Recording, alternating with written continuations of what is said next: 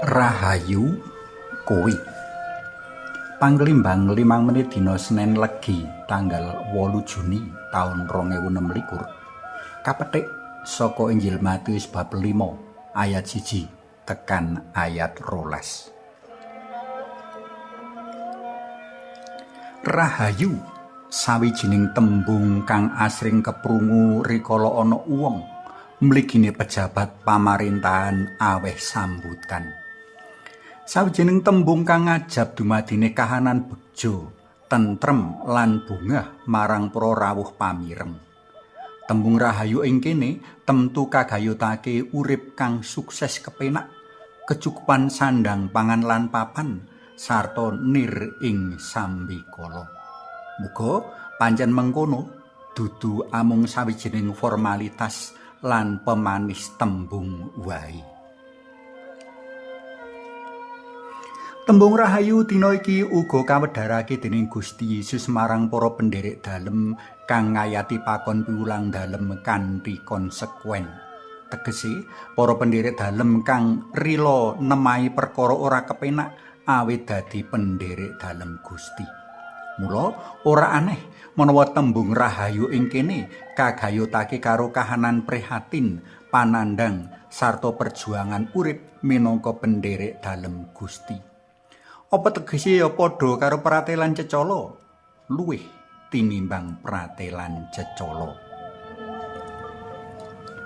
Rahayu kowe mengkono pangandika dalem Gusti sinartan kahanan-kahanan pengalaman wong tartamtu.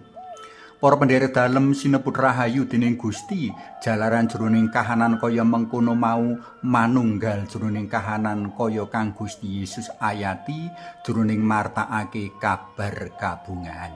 Dadi jroning kahanan kaya ngono mau ana Gusti kang paring bela lan paneguh.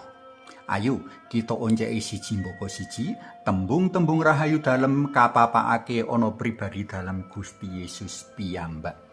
Sepisan Gusti Yesus mujudake tulodo paraga kang miskin ing ngarsaning Allah.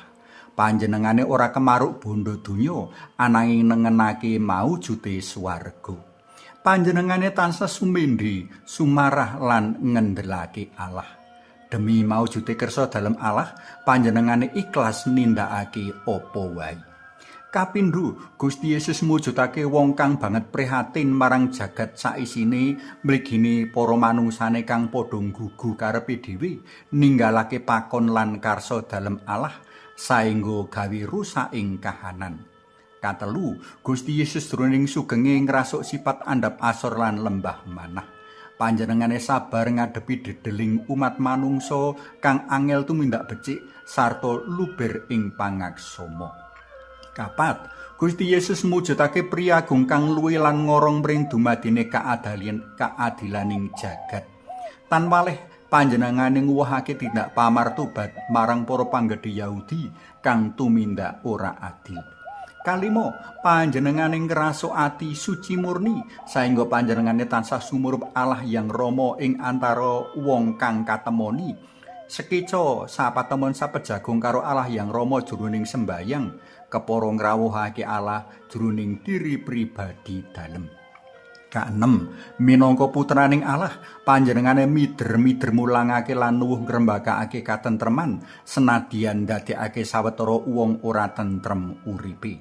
Kapitu, panjenengane kakaningaya kepara kakaningaya kang banget ing abot jalaran njejegake kratoning Allah ing donya. Kawolu adhedhasar pengalaman dalem Gusti Yesus sapa kang ngrasakake lan ngalami kaya kang karasakake lan kaalami Gusti Yesus wong-wong mau sinebut rahayu. Wong-wong mau bakal melu tangi bareng Gusti sarta manunggal urip mulya langgeng bareng panjenengane. Suwawi sami munjuk kunjung asma dalem yang Rama so yang Putra Tuwin yang Roh Suci. Amin.